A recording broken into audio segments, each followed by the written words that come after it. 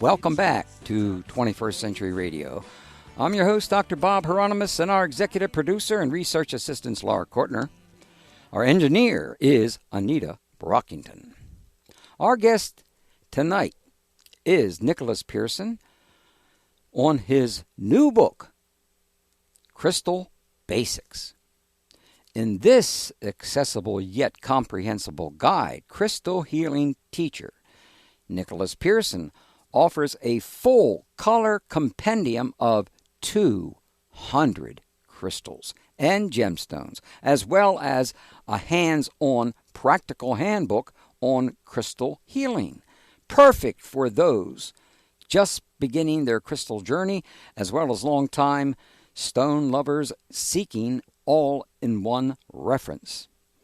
The compendium includes 200 rocks, minerals, gemstones, and crystal formations organized alphabetically and featuring full color photographs. Each entry includes geological information and the physical, psychological, and the spiritual healing qualities for every stone. Some stones, such as jasper and quartz, have multiple varieties, each given their own entries to provide a thorough reference guide for crystal healers and collectors.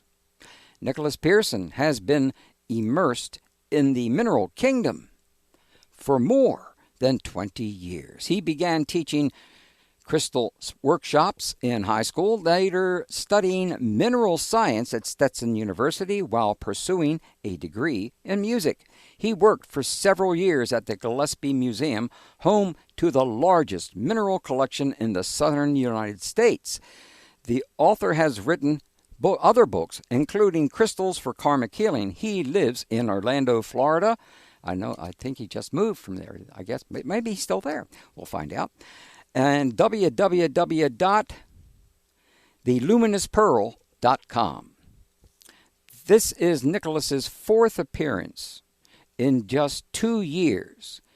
That seldom, if ever, happens on 21st Century Radio. I mean, we've had some people on for 8 and 10 times, but that's over 30 years. But in 2 years, that's because his books are so good. Welcome back to 21st Century Radio, Nicholas. Thank you so much, Dr. Bob, for having me. I'm really excited to chat tonight. Well, it serves you right. And me too. What is the difference between a crystal, a rock, and the mineral and stone? Oh, this is a great one to start with. Yes, please do slow, because this is really important. I learned a lot in here. Sure. So, if we kind of take a step back, the overriding factor in a lot of these things comes down to organization. So crystals, for example, are really highly ordered substances. They have a repeating chemical composition that doesn't vary much, if at all, and they have a regular structure that creates the same symmetrical pattern over and over again. And we have crystals that occur in nature, like quartz or rhodonite or calcite, but we also have crystals in the body and in other places too.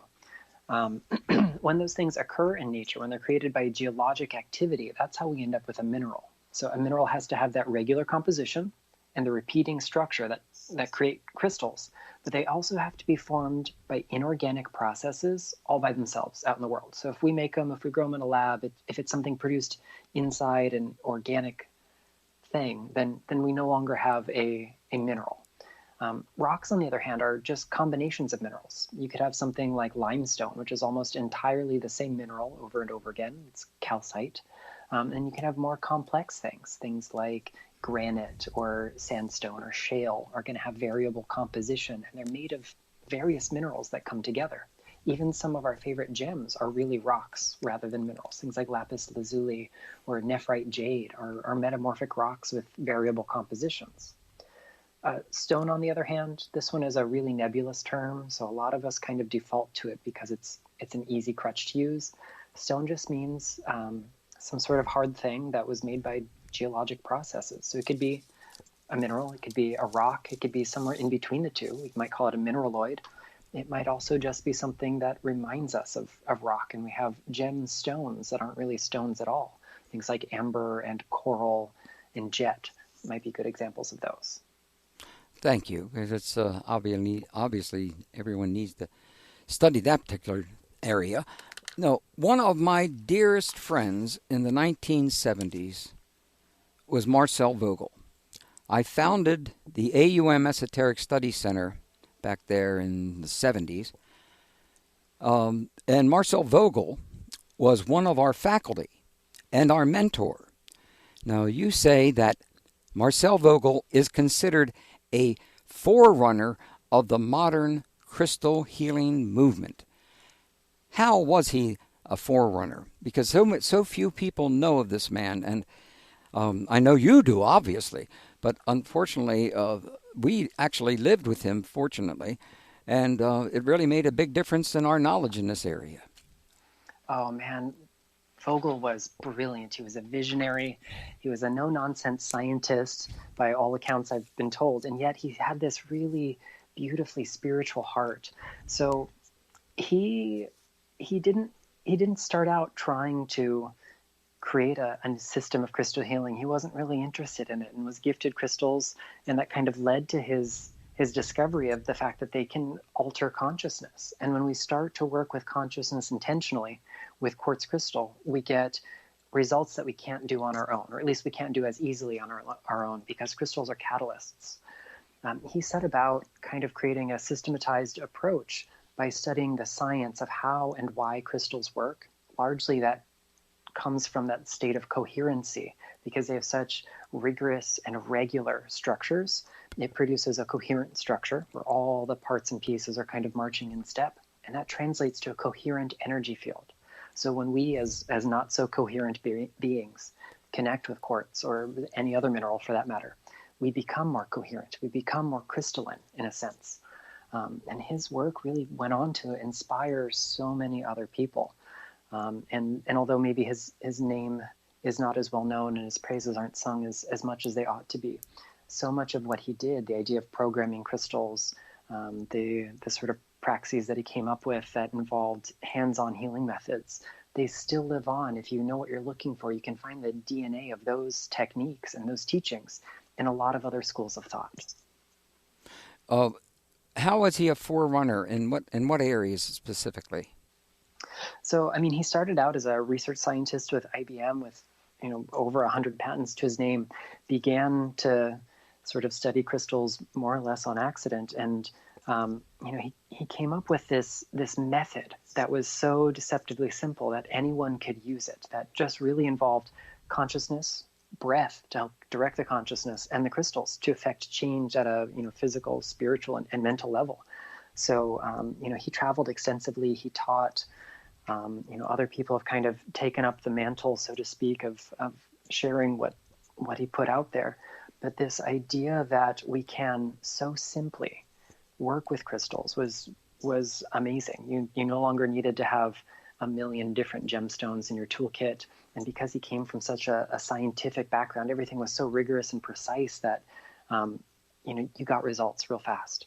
So, I mean, he created a whole generation, if not several generations, of crystal healers that kind of stemmed from his approach. Well, unfortunately, you are the only person over the last 30-some years that we've talked to on the radio that even knows the greatness of this man. And I'm very sorry about that, because I still have a few of his crystals. Could you tell us what he did, how he did his crystals, because they were different than others? They sure were. So he found that by faceting a quartz crystal to have very specific angles and faces, we could enhance its work. In a natural crystal, every angle, every face, every edge is different lengths, and they create a whole bunch of different and harmonic frequencies. And those aren't necessarily good or bad, but if we want a precision tool, something with laser-like focus, by shaping the crystal, by changing the faces and the angles, we can create something that is so finely tuned that we can create huge change in very short amounts of time. So his approach of making these Vogel cut wands, these Kabbalistic wands are sometimes called, because the shape of them, the outline is roughly similar to that of the Kabbalah, the Tree of Life. And these tools are, I mean, they're they allow us to work almost at light speed compared to other forms of crystals. And there are a lot of imitations that are out there, but originally these stones were only cut by people trained by Vogel to go into a meditative state, almost like being in a constant state of prayer. So Yes. every act, every angle that was cut, every face that was polished was done so precisely and so intentionally that it really creates such a different end result than the factory-made ones that we see on the market today.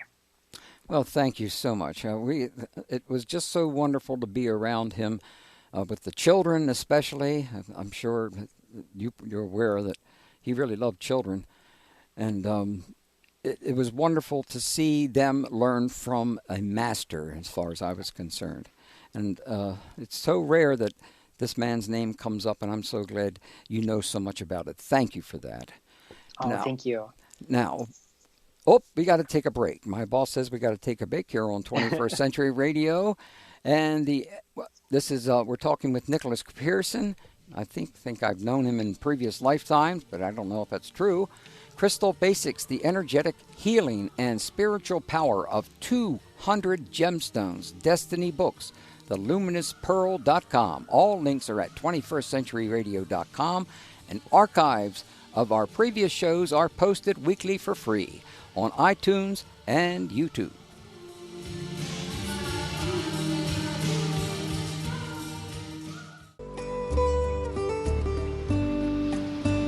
Oh, I love this kind of music. Can we just listen to this for a few minutes here? Just 20 seconds. Nothing like Hawaiian music.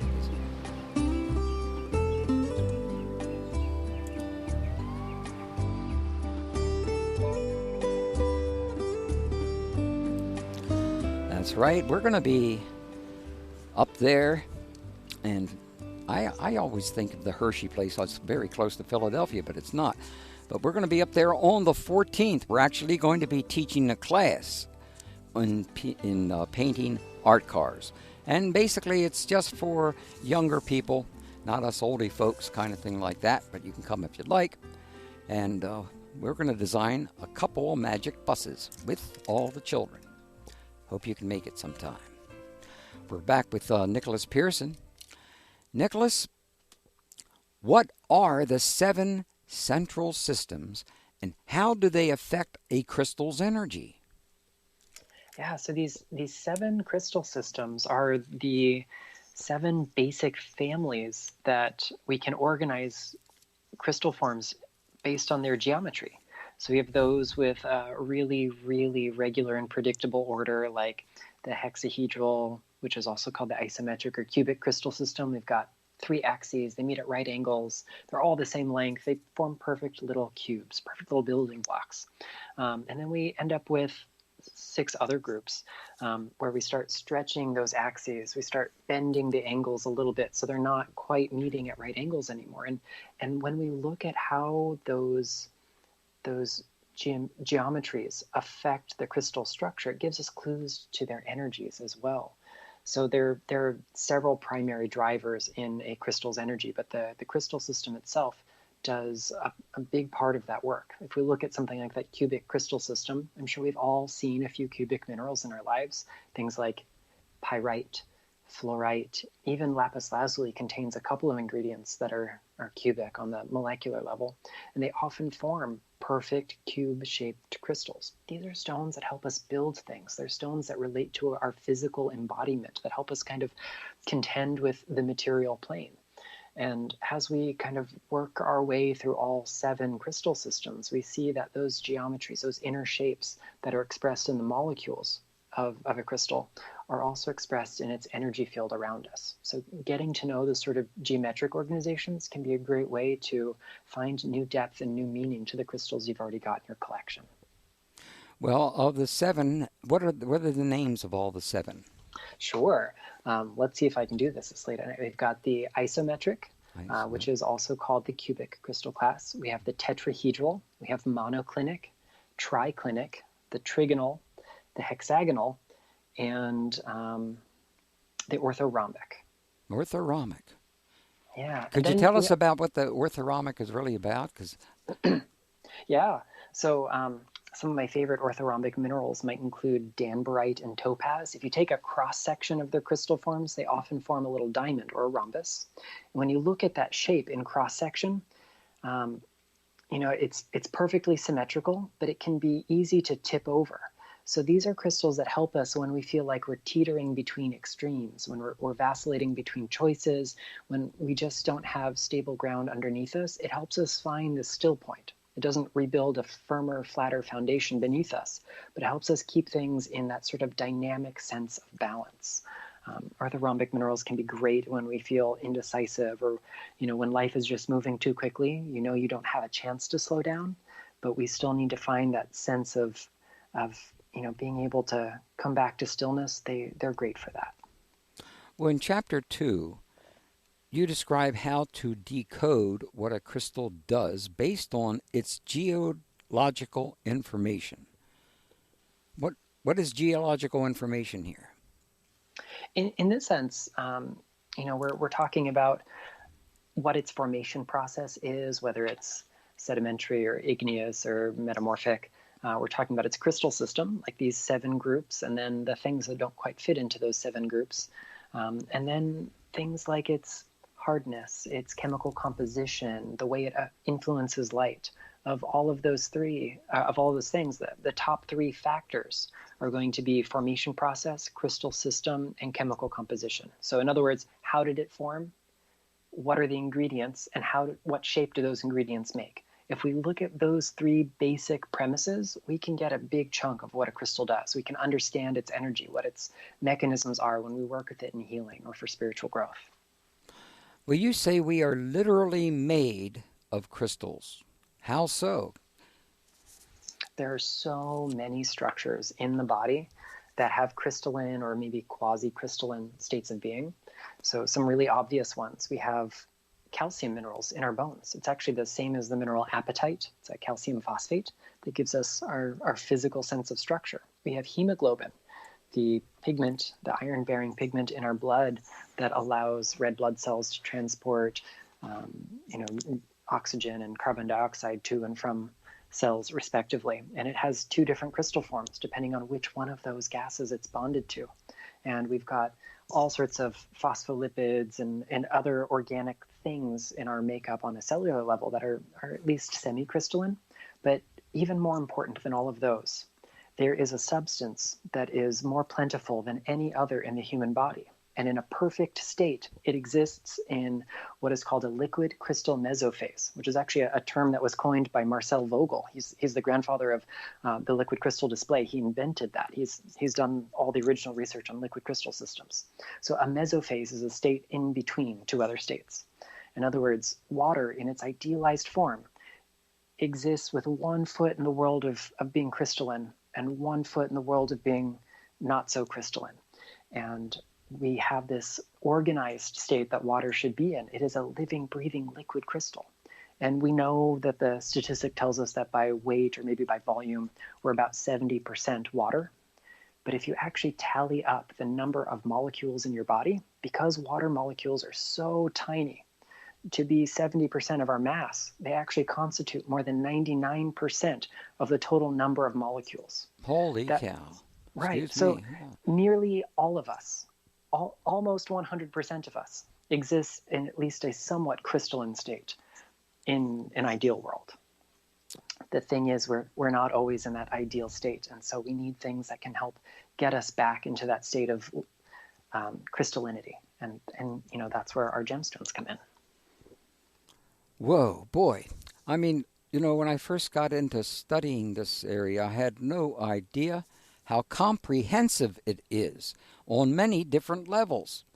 I was silly enough years ago to think, well, I want to get an emerald.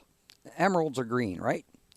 Or I want to get this or I want to get that. But the problems of finding some of these things are extraordinary, especially the quality of them. And that's when I think is the great value of your book is now we can begin to understand how it functions. That is that we are like crystals. Is that correct? Oh, for sure. the similarities just go on and on. If you look at a water molecule, it's roughly the same proportions, the same polar structure as we get in silicon dioxide, which is quartz. Something that I learned from watching old lectures of Marcel Vogel, in fact. There's so many correlations here between our makeup, our mind, and what crystals do, that the more we interact with them, I'm convinced the more time we spend consciously communing with them, the more crystalline we're going to become, not just in the sense of organizing the molecules within us, but our minds, our souls, our hearts are going to become as luminous and radiant as, the finest gemstone. The gemstones have consciousness. Oh, for sure. It might not be the same kind of consciousness that we have.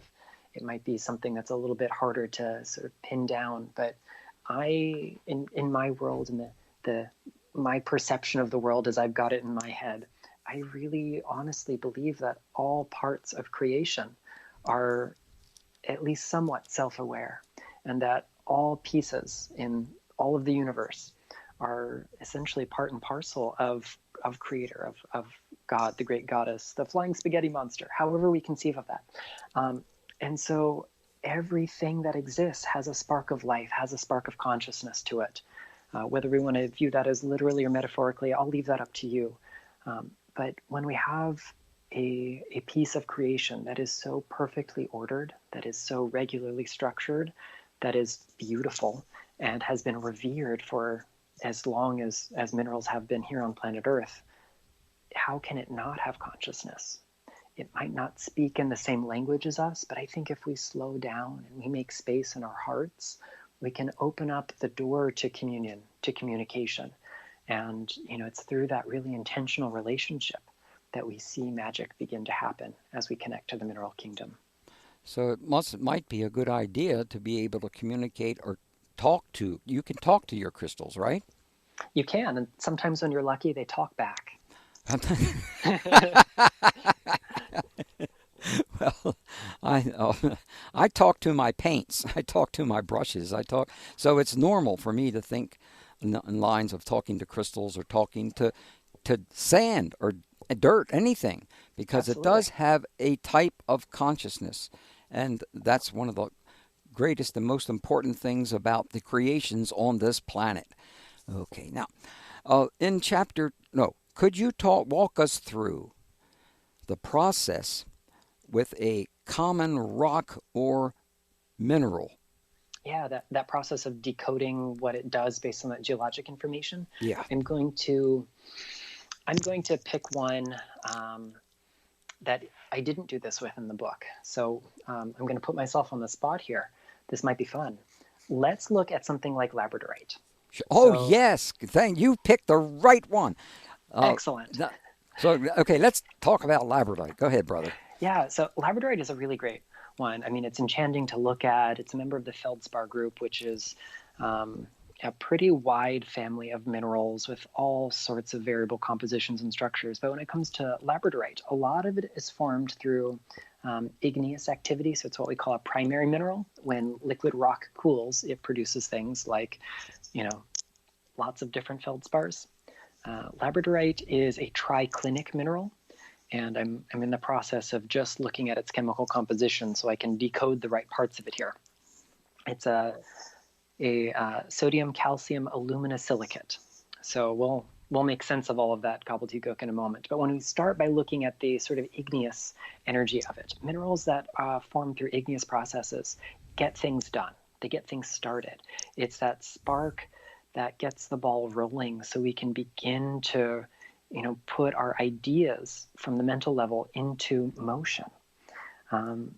They start by being really disordered because they're liquid, and as they cool and congeal and harden, order is derived from the chaos of that liquidity. So sometimes when we have chaos in our lives, they can affect us in that way too, help us begin to organize, congeal the things that we need to.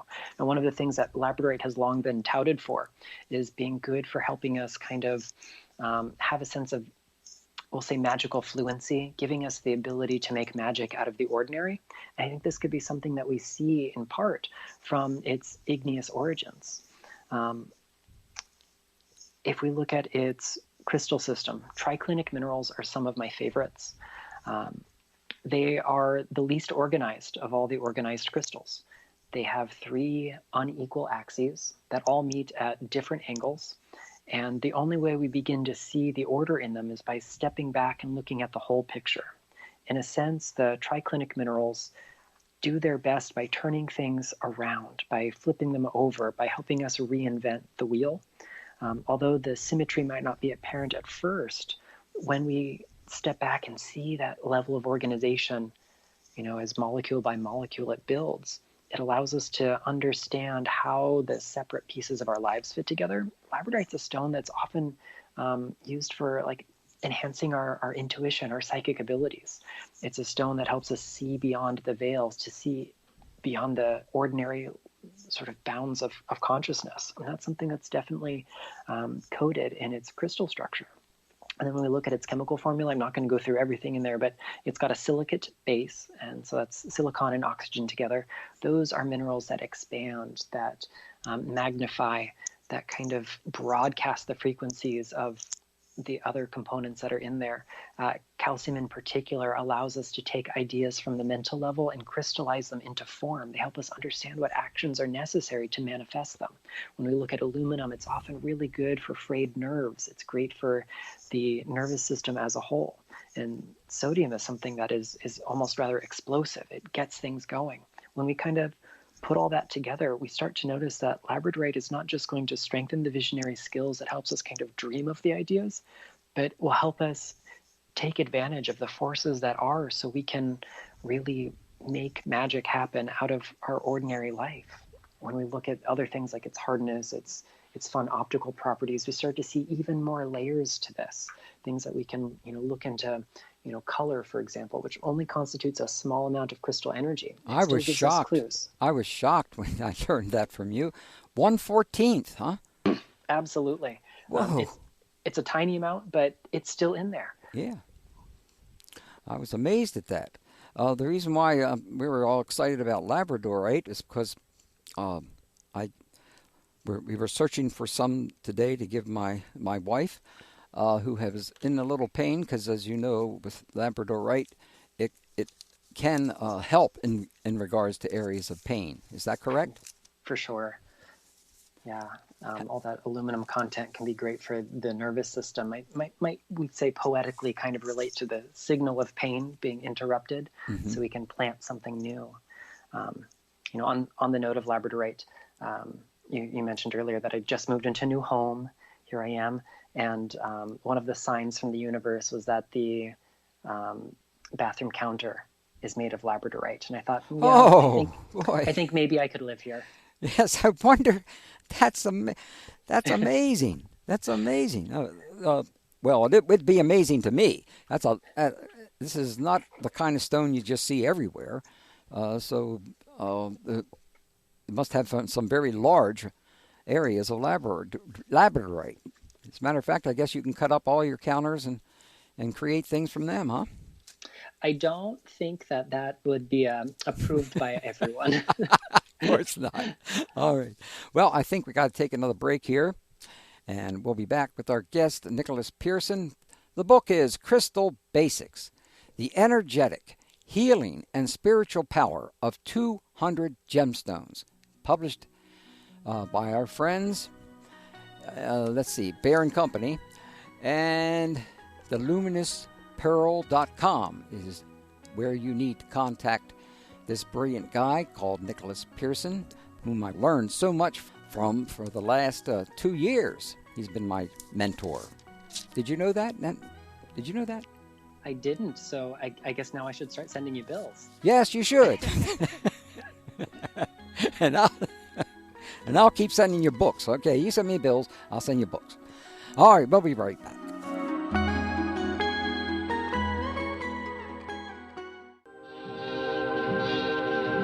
Oh, boy, another incarnation here from the 1940s, another lifetime. There we are. How would you like to win a free copy of the book we're talking about? Crystal Basics, the energetic healing and spiritual powers of 200 Gemstones, courtesy of Destiny Books and written by Nicholas Pearson. If you know the answer to this hour's trivia question, you will win that book. Do you know who was my final guest the last time I hosted 21st Century Radio? You just tell us who was our final guest the last time I hosted 21st Century Radio, and you'll be our winner, but you got to qualify. And, of course, we know you can either bribe us with $500 or you can tell the truth, which is very unusual in this country today. If you know the answer to this hour's quiz question on 21st Century Radio and you have not won from us in the last 60 days, call in now. 410-922-6680. That's 410-WCBM-680. First with the right answer wins. Prizes are available for you to pick up at the WCBM studios in Pikesville after Friday of this week. Winners have 60 days to pick up the prizes and must wait 60 days before winning another prize from 21st Century Radio. Good luck. Hello, this is Barry Marino, author of the Statue of Liberty Encyclopedia, and you're listening to 21st Century Radio with Dr. Bob Hieronimus. Oh, thank you very much. Statue of Liberty. Yes, indeed, there are certain beings on this planet. Many of them, unfortunately, are Republicans that would like to take the Statue of Liberty down. They would like to take the flame out of her hand and put a cross on it instead, etc., etc., etc. How sad. And that's going to be a big battle, mainly because I'm going to open my mouth about it a long time. I love the Statue of Liberty. Okay. Do you love the Statue of Liberty, Nicholas? I sure do. And, we have a miniature version here in Orlando that I drive by maybe once or twice a week, and it always makes me think of you. Oh, thank you. Okay. Well, we got to get back to work here. How did you choose which crystals to include in Crystal Basics? Because out of 200, there actually are more than 200, right? There sure are. I think it's something astounding like 14,000 named mineral species. 14,000? 14,000 different combinations. And that doesn't include variations on the same thing. So, for example, in the geological world, jasper, agate, chalcedony, amethyst, rose quartz, they're all the same mineral species. They're all just quartz from a geological perspective. So that's 14,000 named chemical substances. That's not 14,000 with all of their variations. So, the number is probably unimaginable. So in light of that, I had to narrow it down, and you might chuckle at this, but my intention was only to have about 75 or so when I started the project. I thought this was going to be a very small beginner's book. The book apparently had other ideas. So, don't they always? Don't they? Yes. They're like other beings that are already there, when you're working with them. They sure are. And, one of my exercises when I really get in the groove with a book is I start to treat it like a person. And as I'm coming up with the brainstorming parts, I will ask the consciousness of the book to give me suggestions. And sometimes other consciousnesses of other books that aren't actively being written will show up and, tap on the counter and demand service. So I just ask them to take a number and wait in line. Yeah.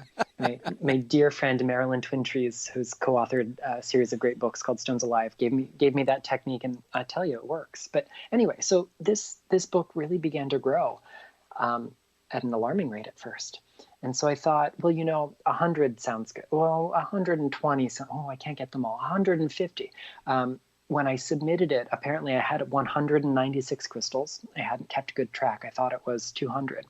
And I mostly picked things that were easy to find, or at least very popular, if not always easy to source. You'll read about them often. I wanted to throw in a few curveballs that were newer stones that we haven't found in other publications yet, like the new flower agates that we have from Madagascar, and the zebra calcite that just started coming out of Mexico in the last couple of years, as well as some crowd favorites.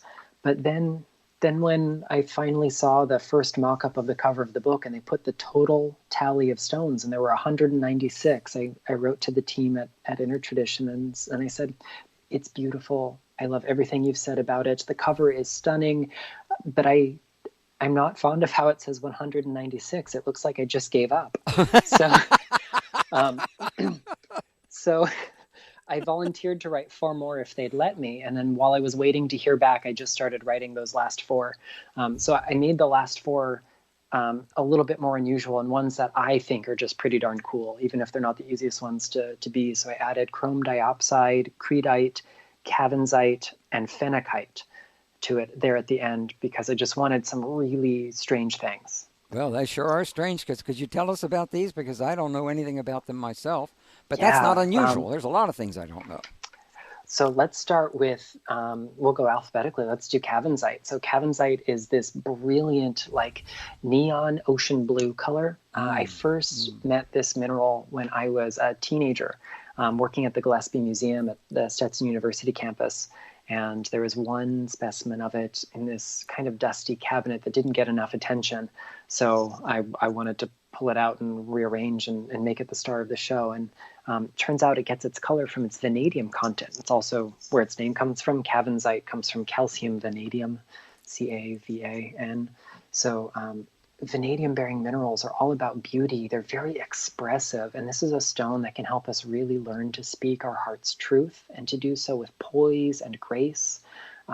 Because of that really almost like Caribbean blue, if we could make it way more saturated, the color kind of helps us find this ocean of wisdom, compassion, and love that exists within our own hearts. It's just totally stunning. There's something really magical about it.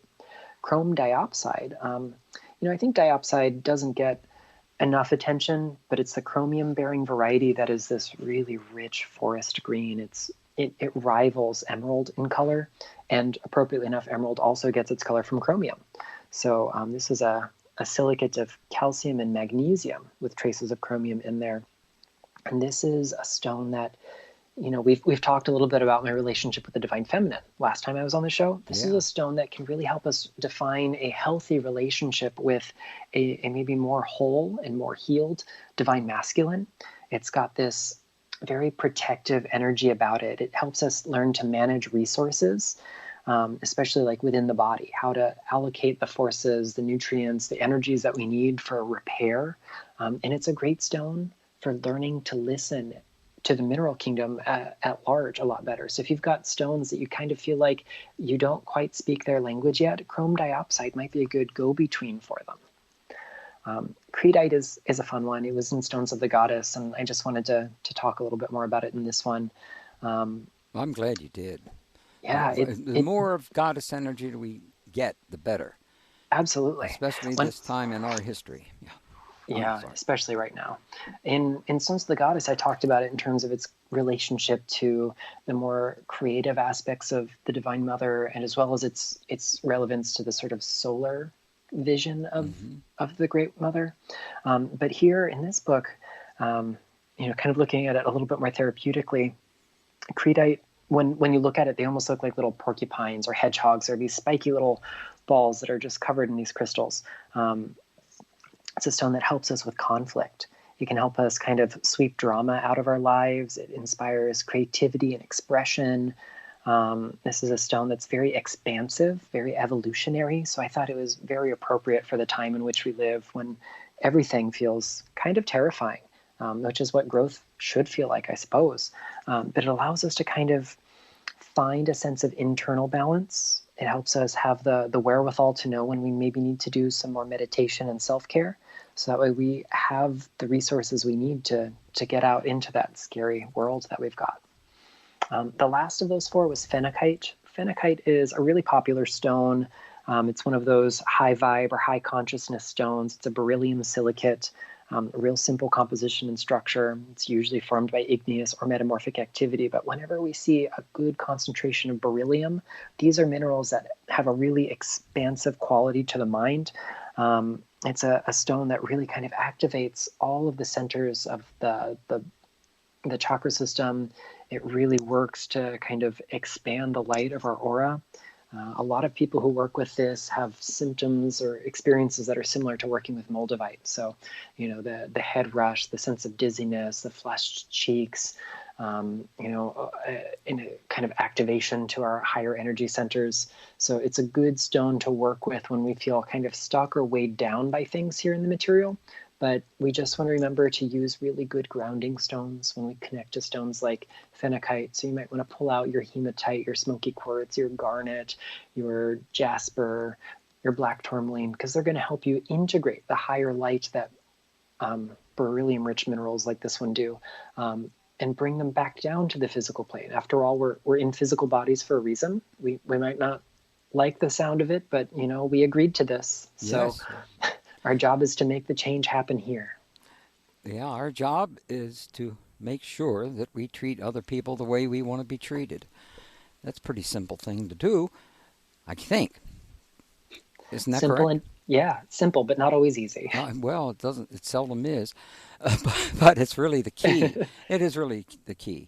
Love is the key to that, and that really makes a difference. And I know you're well aware that we're about almost time here, but I've got a good question that is not, maybe it's going to take too long, but I'll try. Sulfur scrubs our energy field of stale energies, foreign attachments, and toxic patterns. How can sulfur-bearing fears help us face our fears? This sounds a little bit like homeopathy. Yeah, in this section in chapter 2 where I kind of go through all those elements, I looked at like how these things work in the physical body, how they're used in medicine, how they relate to the world at large. So, sulfur is something that we associate with a lot of the, we'll say, things that go bump in the night. Yeah, that's for sure. That burning pit of sulfur that we envision in the abyss. So this is a substance that can take us into the abyss of our own mind, and sulfur is very flammable. If you ever have the opportunity and an inexpensive piece of sulfur, set it on fire in a well-ventilated area. I cannot stress that enough. In a fire-safe container, in a well-ventilated area, you don't want to breathe this in. It makes the most amazing, like electric blue flames. And so it takes something that smells unpleasant and transforms it into something that actually smells even more unpleasant, but it's beautiful to look at. And so it can help us kind of sort through the inner ick that we've got. That'll be our technical term for the night. The cosmic crud that we kind of sweep under the psychological rug. And when you peel that back and you see what's there, sulfur can give us the range of energies we need to bring movement to stagnant patterns, that sheds light on the unilluminated parts of ourselves. Sulfur is a really powerful aid for all sorts of energy work. And if we look at how it's been used magically, esoterically for centuries, it's used in magical preparations for things like protection, reversal of harmful magic, something that we might use to get rid of some sort of curse or hex or jinx. And it has this ability to work on our subconscious the same way, because who do you think is doing the majority of the cursing, hexing, and jinxing of you? It's yourself and your own mind. You are your own best saboteur, or worst saboteur, I suppose, depending on your perspective. So sulfur can help us confront that by lighting a torch in the darkness. Fascinating. That is fascinating, because every time I think of sulfur, obviously I'm thinking of, when I was going to be a priest, hell and damnation, and the smell of sulfur. It can be a little bit overwhelming to see. What is brimstone, by the way? Brimstone's just an old school name for sulfur. Oh, really? Yeah. Oh, I had no idea. So I wonder why they did that way. I always wonder why they call things what they call. Okay. Do we take? Nope. Let me throw another question here, because we got a minute. No. Oh.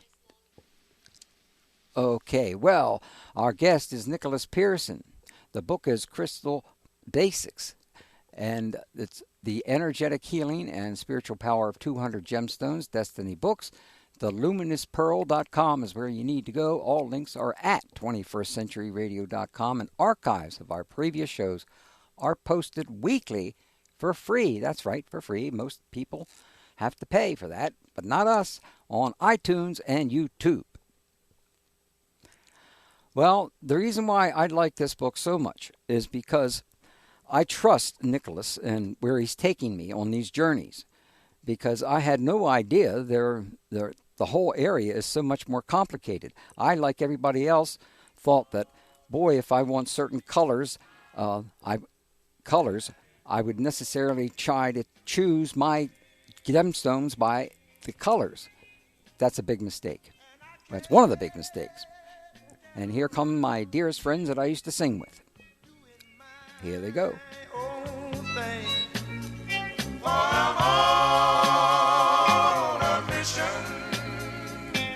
Stay connected with stimulating talk and breaking news on Talk Radio 680 WCBM, Baltimore, and